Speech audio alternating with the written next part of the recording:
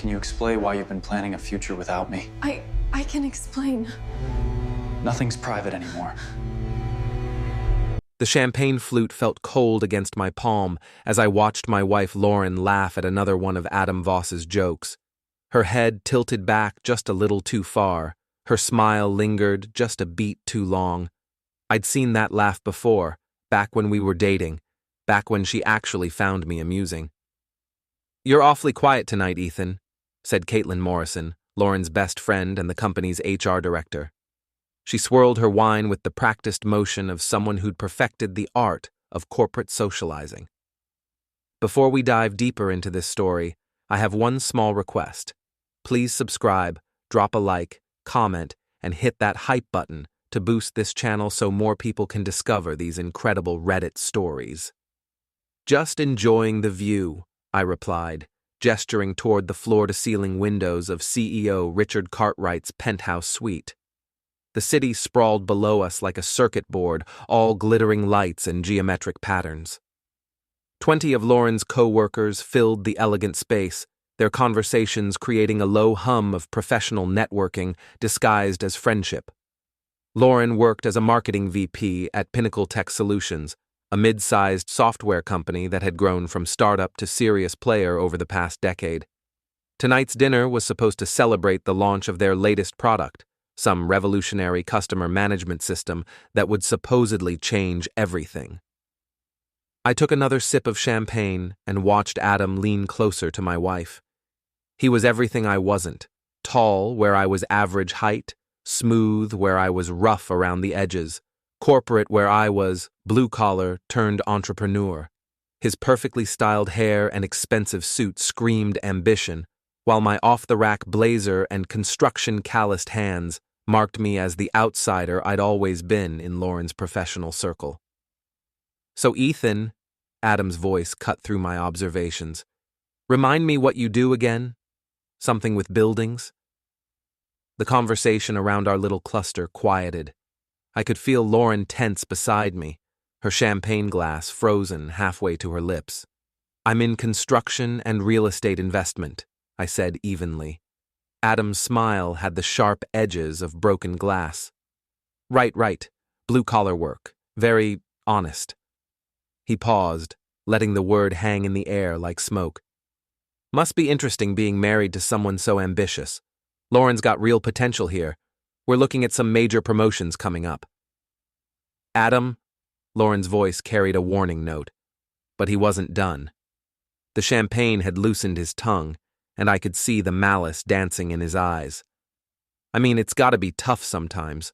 Lauren's so driven, so focused on climbing the ladder. Makes you wonder if she ever thinks about what she settled for."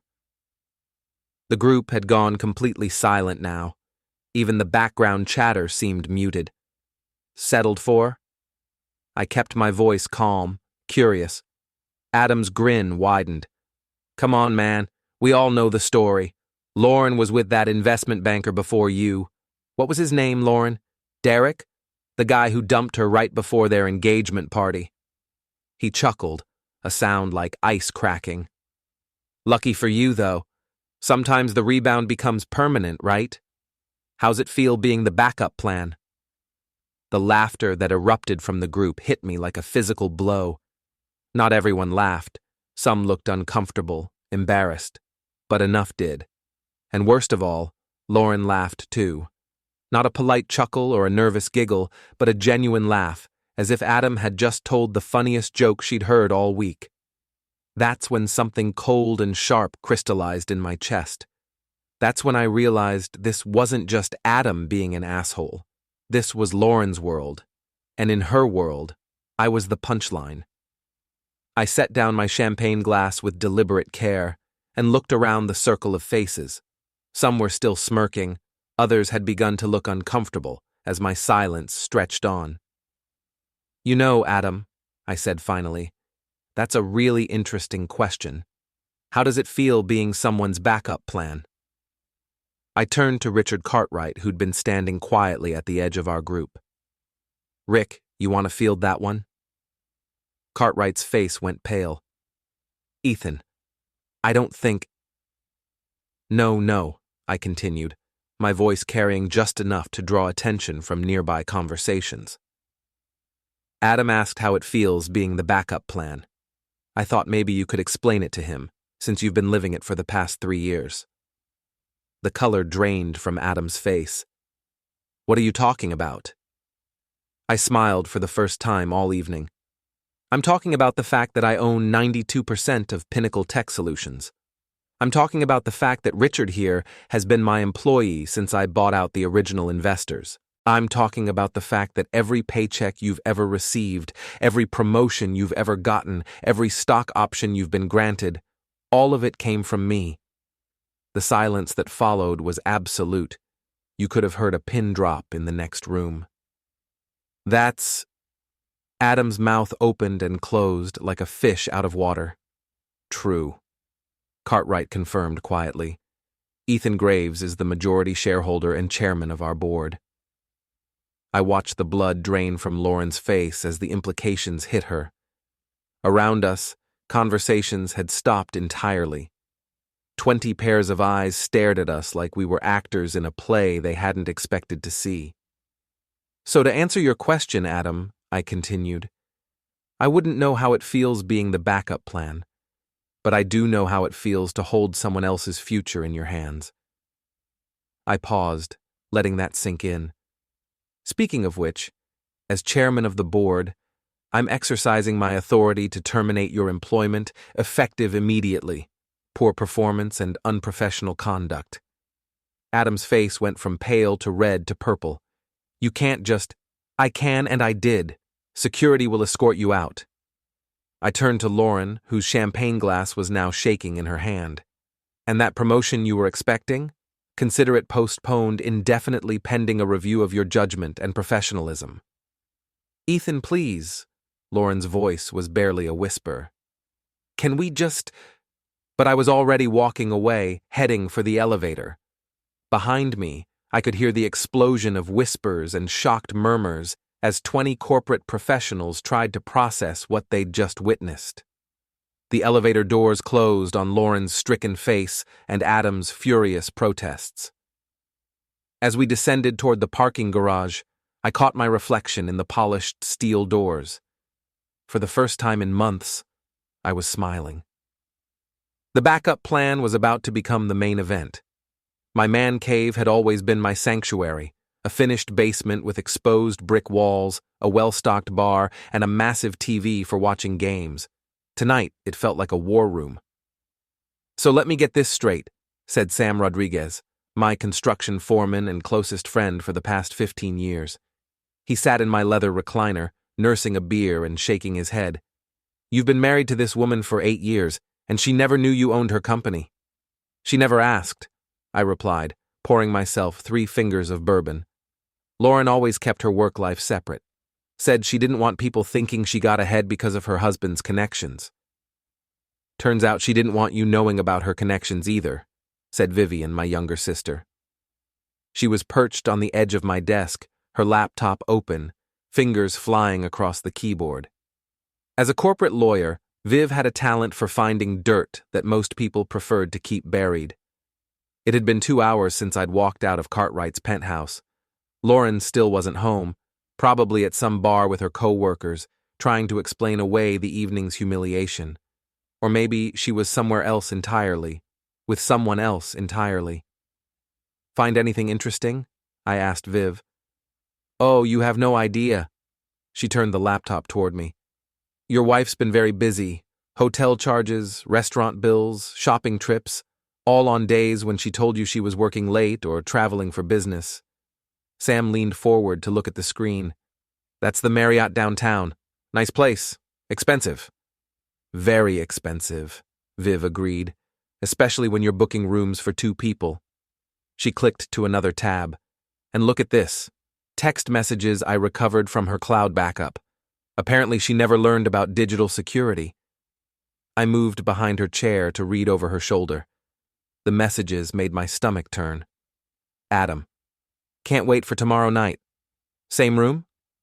Lauren. Already booked it. Tell your wife you're working late again. Adam. She's used to it by now. What about Ethan? Lauren. He's got some project meeting. Won't be home until after midnight. The timestamps showed the conversation had taken place 3 days ago. I remembered that night. I'd come home from a construction site inspection to find Lauren already asleep, or pretending to be. There's more, Viv said quietly. A lot more. She scrolled through weeks of messages, each one a small knife twist in my chest. They weren't just having an affair, they were planning a future together. Adam was being considered for a promotion to senior vice president, and Lauren was angling for the marketing director position. They talked about getting rid of Cartwright, taking control of the company, and building something together, something that didn't include me. Jesus, Sam muttered. How long has this been going on? Based on these messages, at least 6 months, Viv replied. But I'm guessing it started before that. These read like people who are comfortable with each other, who've moved past the early stages. I walked to the bar and refilled my glass. The bourbon burned, but not as much as the betrayal. What else did you find? Credit card statements for starters. She's been spending money like water, expensive clothes, jewelry, spa treatments, all charged to your joint account. Viv pulled up another screen. And then there are the emails to her friends. Want to hear what she really thinks about you? Hit me. Viv cleared her throat and read from the screen. This is from an email to Caitlin Morrison, dated 2 weeks ago. I know I should feel guilty, but I don't. Adam makes me feel alive again. He's ambitious, he's going places, and he doesn't spend his evenings watching ESPN and talking about construction projects. I married Ethan because he was safe, because he was there when Derek broke my heart. But safe isn't enough anymore. I want more than safe. The silence that followed was heavy with unspoken thoughts. Sam finished his beer and set the empty bottle on the coffee table with a sharp click. So what's the plan? He asked. Plan? Come on, Ethan. I've known you since we were framing houses together 15 years ago. You don't just let things slide. Remember when that developer tried to stiff us on the Riverside project? You made his life hell for 6 months until he paid every penny he owed us, plus interest. I stared into my bourbon, watching the amber liquid catch the light. This is different. This is my marriage. No, Viv said firmly. Your marriage ended the moment she decided to betray you. Now it's just a matter of how you want to handle the divorce. Who said anything about divorce? My sister and my best friend exchanged a look that said they knew me better than I knew myself. Ethan, Viv said gently, you can't seriously be thinking about trying to work this out. Not after what we just read. I walked to the small window that looked out onto our backyard. Lauren had spent thousands of dollars landscaping it, turning it into something that belonged in a magazine. Perfect flowers in perfect rows, not a weed in sight. It was beautiful and sterile and completely artificial. I'm not thinking about working anything out, I said finally. I'm thinking about making sure she understands exactly what she's throwing away. Sam grinned. Now that sounds like the Ethan Graves I know. What did you have in mind? Viv asked. I turned back to face them, and I could see from their expressions that whatever they saw in my face satisfied them. Adam Voss wanted to know how it feels being someone's backup plan, I said. I think it's time he found out. The next morning, I was waiting in the parking garage of Pinnacle Tech Solutions when Adam arrived for work. He pulled his silver BMW into his reserved spot, the one marked Senior Marketing Manager, and sat there for a moment, probably steeling himself for what promised to be an uncomfortable day. I'd been there since 7 a.m., parked in the shadows near the elevator bank, watching employees trickle in for another day at the office. Most of them had been at the dinner party last night. Most of them had witnessed Adam's humiliation and my revelation. The gossip mill would be working overtime today. Adam finally got out of his car, straightened his tie, and started walking toward the elevator. He was trying to project confidence, but I could see the tension in his shoulders, the way he kept glancing around as if expecting an ambush. He wasn't wrong. "Morning, Adam," He spun around, his hand instinctively going to his chest. Jesus Christ, Ethan, you scared the hell out of me. Sorry about that. I stepped out of the shadows, my hands in my pockets, trying to look as non-threatening as possible. I was hoping we could have a conversation. Look, about last night. Last night was just the beginning, I interrupted. See, I've been doing some thinking and I realized you were right about something. Lauren did settle, but not in the way you think. Adam's eyes darted toward the elevator, calculating distances. I don't know what you're talking about. Sure you do. She settled for sneaking around with a middle management wannabe when she could have had something real, something honest. I took a step closer, and Adam backed up until he was pressed against his BMW. But then again, you're not really interested in honest, are you? You're interested in what you can take. You're crazy, Adam said, but his voice cracked slightly. I don't know what Lauren told you. Lauren didn't tell me anything. She didn't have to. I pulled out my phone and showed him the screen. It displayed one of his text messages to my wife, the one where he talked about getting rid of Cartwright and taking over the company. Amazing what people leave lying around in the cloud these days. The color drained from his face. That's private. So was my marriage, but that didn't stop you from sticking your nose into it. I put the phone away and smiled. Here's what's going to happen, Adam. You're going to clean out your office, you're going to leave quietly, and you're going to stay away from my wife. You already fired me, he said, trying to regain some composure. What more do you want? I want you to understand that last night was me being polite. This is me being serious. I leaned in closer, close enough to smell his expensive cologne and the fear sweat underneath it. You see, I know things about you, Adam. I know about the harassment complaints that Caitlin buried in your file. I know about the expense reports you've been padding. I know about the client information you've been stealing to take to potential competitors. His mouth opened and closed without sound. Oh, yes, I continued. I had Viv do a thorough background check. Corporate lawyers are very good at finding things people want to keep hidden. So here's the deal. You disappear quietly, or I make sure every company in this city knows exactly what kind of employee you really are. Adam's face went through several color changes before settling on a sickly green. You can't prove any of that. Can I? I stepped back and pulled out my phone again. This time I showed him a photo of documents spread across a desk. Caitlin was very helpful. Turns out she's been documenting your behavior for months, just waiting for someone to give her permission to act on it. Caitlin would do whatever benefits Caitlin, and right now, throwing you under the bus benefits her career prospects. I put the phone away and straightened his tie for him, a gesture that made him flinch. You really should have been more careful about who you made enemies with, Adam. He pushed my hand away, finally finding some backbone. This isn't over. Yes, it is. I started walking toward my truck, then paused and looked back. Oh, and Adam? If I were you, I'd start looking for work in another city. I have a lot of friends in construction and real estate. Word travels fast in those circles. I left him standing there in the parking garage, probably trying to figure out how his perfect plan had gone so wrong so quickly. As I drove away, I could see him in my rearview mirror, still standing next to his BMW, looking lost and small and very much alone. The first domino had fallen. Time to line up the rest. Lauren was waiting for me when I got home that evening. She sat at our kitchen island, still wearing her work clothes, a glass of wine in her hands, and a look of desperate determination on her face. We need to talk, she said without preamble. Do we?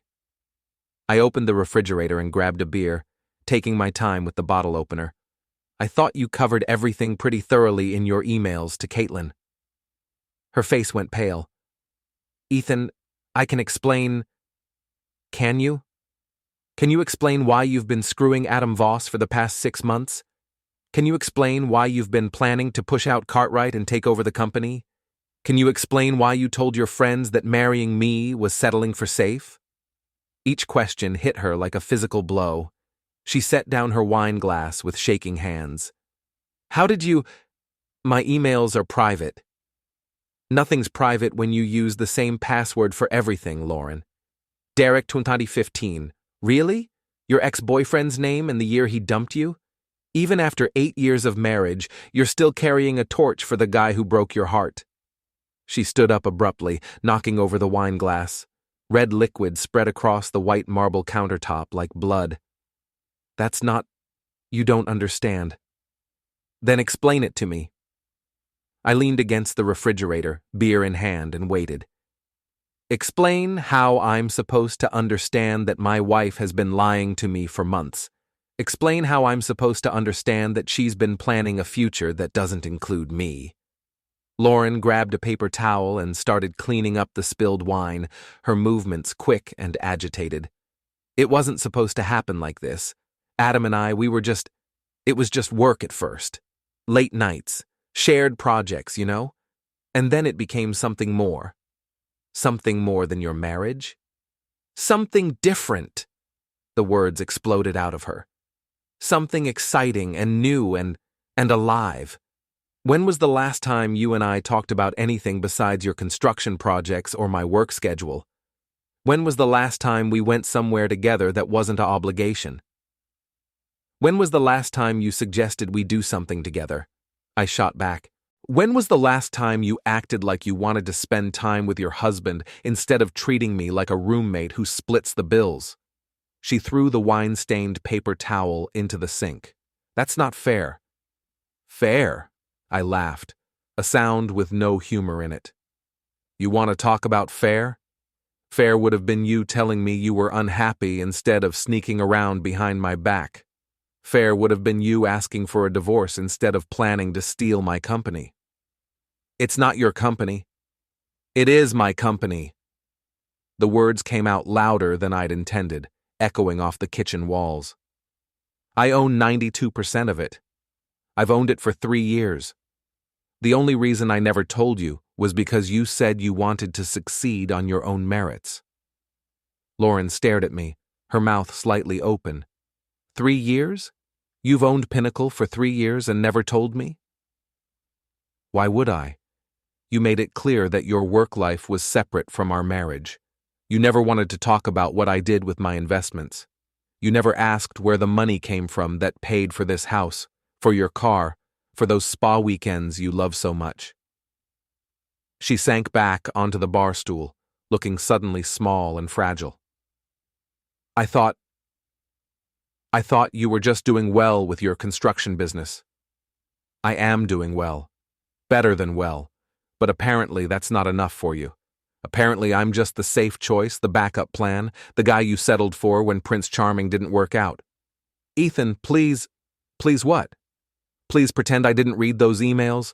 Please pretend I don't know about the hotel rooms and the secret dinners and the plans to push me aside once you and Adam took over the company? I finished my beer and set the empty bottle on the counter.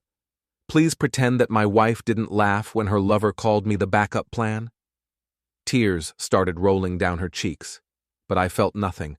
No sympathy, no urge to comfort her, no desire to make things better. The woman I'd loved for 8 years had been replaced by a stranger who looked like her but acted like someone I'd never met.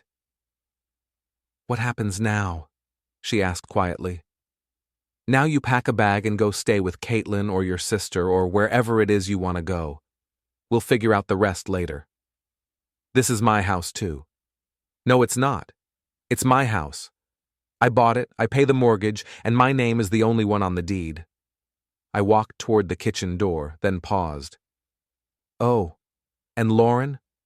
I've already called the bank and the credit card companies. Your access to our joint accounts has been suspended pending a review of recent charges. If you need money, I suggest you ask Adam. You can't just cut me off. I can, and I did. You want independence? You want excitement? You want something different from safe, boring old me? Congratulations. You got it.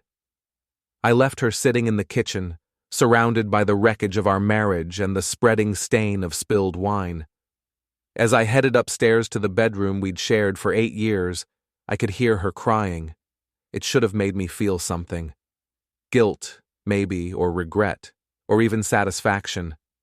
Instead, I felt nothing at all.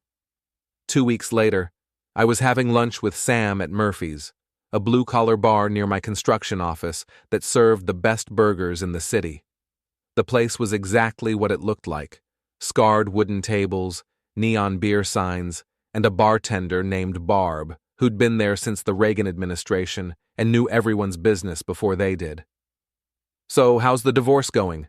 Sam asked around a mouthful of cheeseburger. "Slowly. Lauren hired some hotshot attorney who thinks he can intimidate me into a bigger settlement."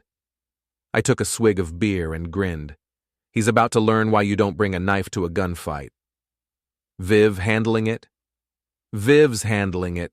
Turns out Lauren's been very careless with community property laws, all those hotel rooms and expensive dinners she charged to our joint account. That's going to be deducted from her settlement with interest." Barb wandered over to refill our beers. She was a woman in her 60s with steel gray hair and the kind of no-nonsense attitude that came from decades of dealing with drunk construction workers and cheating husbands. "You boys talking about Ethan's wife?" she asked without preamble. "Ex-wife," I corrected. "Not yet, she ain't. But I got something you might find interesting." Barb pulled out her phone and scrolled through the photos. "Remember that security camera system we had installed last month? The one that covers the parking lot?" I nodded. Murphy's had been having problems with vandalism, so Barb had invested in a high-end surveillance system. "Well, turns out it also covers the hotel across the street, and it's got a real nice zoom function." She showed me the phone screen. The photo was crystal clear despite being taken from across the street. It showed Lauren and Adam standing outside the Marriott, locked in an embrace that left no doubt about the nature of their relationship. The timestamp showed it had been taken 3 weeks ago, 2 days before the dinner party that had blown up my marriage. "You want me to email this to you?" Barb asked. "Actually, I want you to email it to someone else." I gave her Caitlin Morrison's email address. "Make sure the subject line says, 'Thought you should see this.'" Sam raised an eyebrow. "What's the play there?" "Caitlin's been Lauren's best friend for 10 years. She's also the HR director at Pinnacle, which means she's been covering for Lauren's affair and Adam's harassment complaints. But Caitlin's also ambitious, and she's been angling for Lauren's job since Lauren got promoted over her 3 years ago. So you're betting she'll throw Lauren under the bus to save her own career?" "I'm betting she already has. Why do you think I got all that information about Adam so easily?" Barb cackled with delight. "You're a devious bastard, Ethan Graves. I like that in a man." My phone buzzed with a text message. I glanced at the screen and smiled. "Speak of the devil, that's Caitlin now.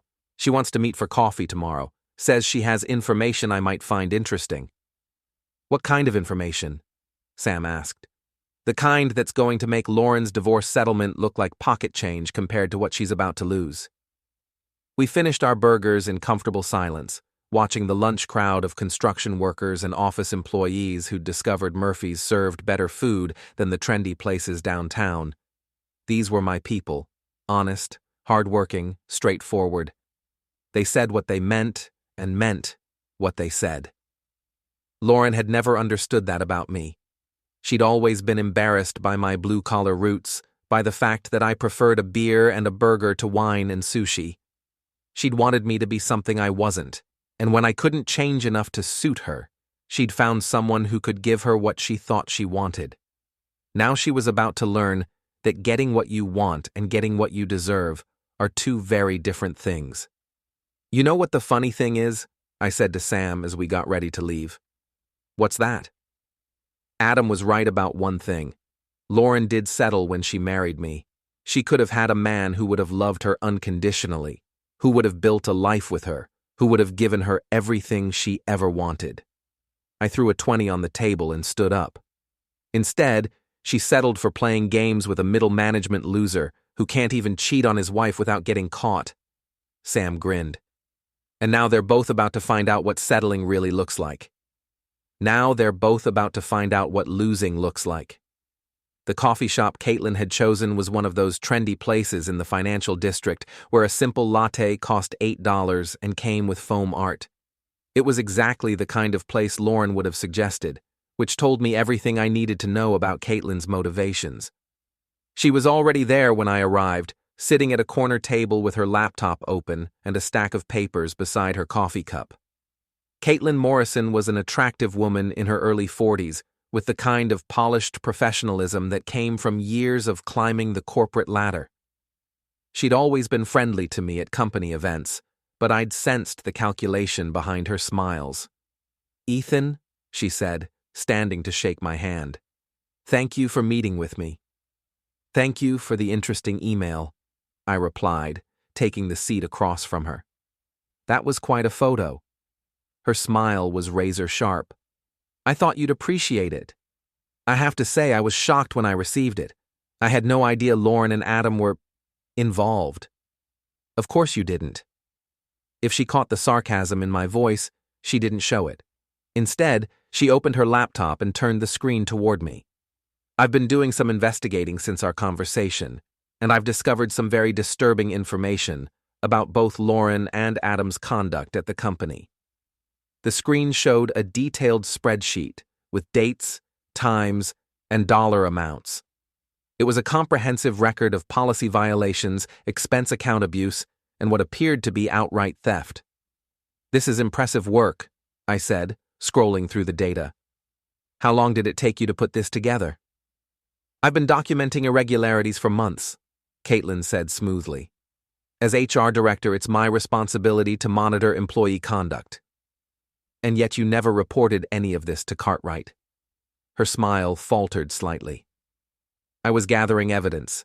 These are serious accusations, and I wanted to make sure I had everything documented properly before bringing it to management's attention." "Of course." I closed the laptop and leaned back in my chair. "So, what is it you want, Caitlin?" "I want to do the right thing.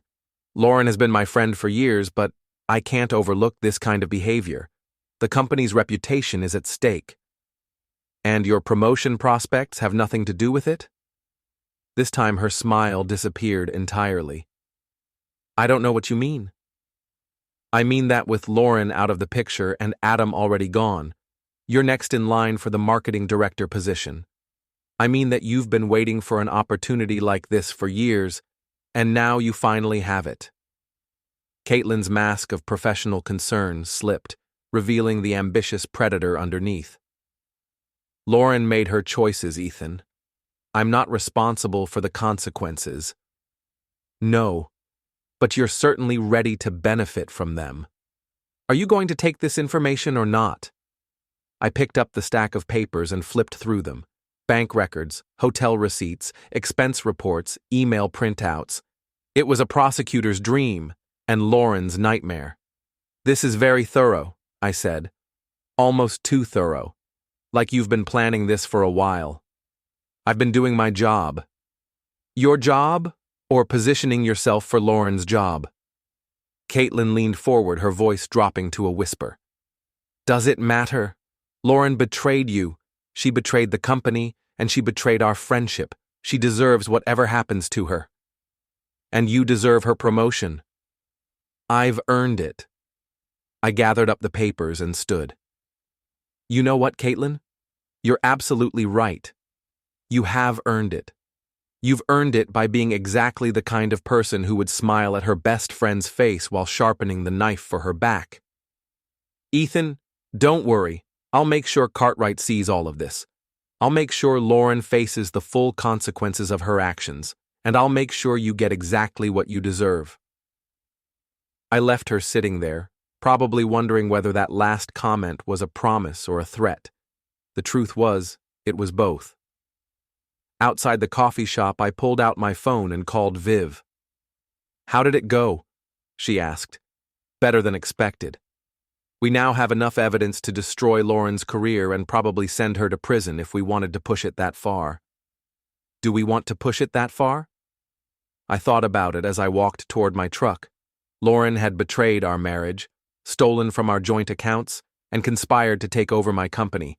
She'd laughed when her lover called me the backup plan, and she'd planned a future that didn't include me. But prison seemed like overkill. I wasn't looking for revenge anymore. I was looking for justice. No, I said finally. Prison's too easy. I want her to live with the consequences of her choices. What about Caitlin? Caitlin's about to learn that there's a difference between earning something and deserving it. I love it when you get devious. What's the plan? I climbed into my truck and started the engine. In the distance, I could see the Pinnacle building where Lauren was probably sitting in her office, unaware that her world was about to collapse around her. The plan is to give everyone exactly what they deserve, I said, starting with a board meeting that's going to change everything. The Pinnacle Tech Solutions boardroom had never seen anything like what was about to happen. I'd called an emergency board meeting for Friday afternoon, giving the 5 board members just enough notice to be legally compliant, but not enough time for anyone to prepare a defense. Richard Cartwright sat at the head of the polished conference table, looking like a man who'd aged 10 years in the past month. To his right sat the other board members, a mix of early investors and industry veterans who'd been happy to collect their quarterly dividends and stay out of company operations. Until now. Thank you all for coming on such short notice, I began, standing at the foot of the table with a stack of folders in front of me. I know this is unusual, but recent events have made it necessary to address some serious issues within the company. Ethan, Cartwright said nervously, if this is about the Adam Voss situation, I want you to know that we fully support your decision to terminate his employment. This is about much more than Adam Voss. I distributed the folders around the table. What you'll find in those documents is a comprehensive record of policy violations, financial irregularities, and breach of fiduciary duty by multiple employees. The board members opened their folders and began reading. I watched their faces change as they absorbed the scope of what Lauren and Adam had been doing. These expense reports, said Margaret Chen, the longest-serving board member. Are these accurate? Every receipt, every charge, every transaction has been verified, I replied. What you're looking at is systematic theft of company resources, misuse of corporate accounts, and conspiracy to commit fraud. My God, whispered James Porter, another board member. This goes back months. 6 months, to be precise, which coincidentally is when Lauren Graves and Adam Voss began their personal relationship. Cartwright's face went white. Ethan, surely you're not suggesting— I'm not suggesting anything, I'm stating facts. Lauren Graves, currently serving as Vice President of Marketing, has been engaged in an extramarital affair with former employee Adam Voss. During the course of this relationship, both individuals have stolen company resources, violated corporate policies, and conspired to remove current leadership and take control of the company. The silence that followed was deafening. Finally, Margaret Chen spoke up. What are you proposing we do about this? I'm proposing that we protect the company and its shareholders from further damage. Lauren Graves should be terminated immediately, and we should consider whether to pursue criminal charges for embezzlement and fraud. Criminal charges? Cartwright looked sick. Ethan, I know you're angry about your personal situation, but this has nothing to do with my personal situation. The lie came easily. This is about protecting a company that employs over 200 people and generates $50 million in annual revenue. We have a fiduciary duty to our shareholders and our employees. Another board member, David Kim, raised his hand. What about Caitlin Morrison? According to these documents, she was aware of the irregularities, but failed to report them. I smiled. This was the moment I'd been waiting for. Caitlin Morrison has been cooperating with the investigation. In fact, she's the one who provided most of this documentation. However, her failure to report these violations in a timely manner does raise questions about her judgment and her ability to serve in a leadership capacity. So what are you suggesting? Margaret asked. I'm suggesting that we clean house. Lauren Graves and Adam Voss are terminated for cause. Caitlin Morrison is demoted and transferred to a non-supervisory role, and we bring in outside management to restructure the marketing department. The board members exchanged glances. They were successful business people who understood that sometimes you had to cut off a diseased limb to save the body. All in favor? Margaret asked. 5 hands went up. Cartwright hesitated, then slowly raised his hand as well. Motion carries, Margaret announced. Richard, I assume you'll handle the terminations? Actually, I said, I'd like to handle Lauren's termination personally.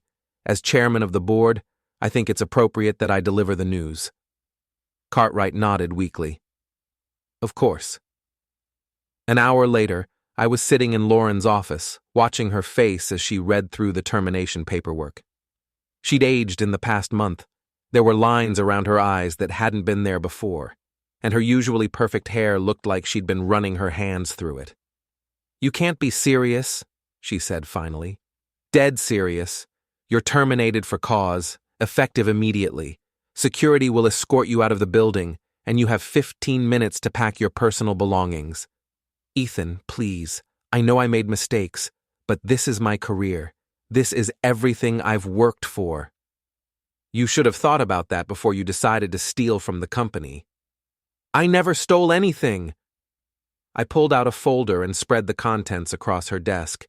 Hotel receipts, restaurant bills, spa treatments, shopping trips, all charged to company accounts, and all for personal use. $18,000 in fraudulent expenses over 6 months, I said. That's felony embezzlement in this state. Lauren stared at the papers, her face cycling through denial, anger, and finally, defeat. What do you want? She asked quietly. I want you to sign a confession admitting to the policy violations and agreeing to repay the stolen funds. In exchange, we won't pursue criminal charges. And if I don't sign? Then you'll be explaining your actions to a prosecutor instead of to me. She picked up the pen with shaking hands and signed her name at the bottom of the confession. When she finished, she looked up at me with tears in her eyes. I loved you, she said. I know you don't believe that now, but I did love you. No, I replied, standing up and gathering the papers.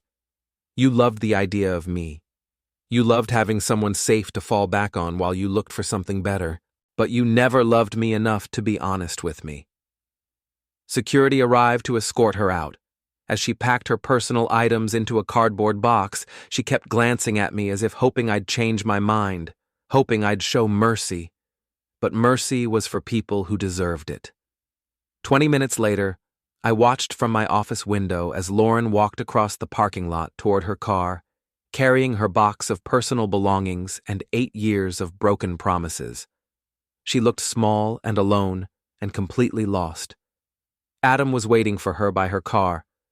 I couldn't hear what they were saying, but their body language told the story. Angry gestures, accusations, blame being thrown back and forth like grenades. Finally, Adam threw up his hands and walked away, leaving Lauren standing alone in the parking lot. She looked up at the building, scanning the windows until she found mine. For a moment, we stared at each other across the distance. Then she got in her car and drove away. I never saw her again. Epilogue. 6 months later, Murphy's bar was packed for a Friday night, filled with construction workers, office employees, and the usual collection of regulars who treated the place like a second home. I was sitting at my usual table with Sam, celebrating the completion of our latest project, a 30-story office building that had come in ahead of schedule and under budget. So what's next? Sam asked, raising his beer in a toast. Pinnacle's moving into the new headquarters next month, I replied, clinking my bottle against his. Cartwright's finally ready to retire, and the board's offered me the CEO position. You going to take it? Thinking about it. Might be interesting to run a tech company for a while. Barb wandered over with a fresh round of beers and a knowing smile. You boys celebrating something? Just another successful project, I said. Speaking of success, you hear about your ex-wife? I hadn't, and I wasn't sure I wanted to. Lauren and I had been officially divorced for 3 months now. She'd gotten a small settlement, enough to get back on her feet, but nothing close to what she'd expected when she hired that hotshot lawyer. She's working at a marketing firm downtown, Barb continued. Entry-level position, about a quarter of what she was making at Pinnacle. Word is she's having trouble finding anything better. Seems like word got around about why she left her last job. And Adam? Moved to Phoenix. His wife took him for everything in the divorce, and nobody in town would hire him after what happened at Pinnacle. Sam chuckled. Sounds like they both got exactly what they deserved. What about Caitlin? I asked. Oh, that's the best part, Barb said with obvious delight. Turns out the new marketing director you brought in didn't think much of her management skills. She got transferred to some dead-end position in customer service. I heard she's been looking for a new job for months, but apparently nobody wants to hire someone who throws their friends under the bus. I thought about that for a moment. Caitlin had betrayed Lauren to advance her own career, but in the end, her betrayal had backfired. She'd gotten exactly what she deserved, too. You know what the funny thing is? I said to Sam. What's that? Adam was right about one thing. Lauren did marry her backup plan, but it turned out the backup plan was better than anything she could have imagined. Sam raised his beer again. To backup plans. To backup plans, I agreed. As we drank, I thought about the past 6 months and everything that had changed. I was successful, wealthy, and finally free from a marriage that had been slowly killing me. Lauren was struggling to rebuild a career she'd destroyed with her own choices. Adam was starting over in a new city with nothing but his mistakes to keep him company. Justice, it turned out, was better than revenge. Revenge was a momentary satisfaction, but justice was permanent. The backup plan had become the main event, and everyone had gotten exactly what they deserved.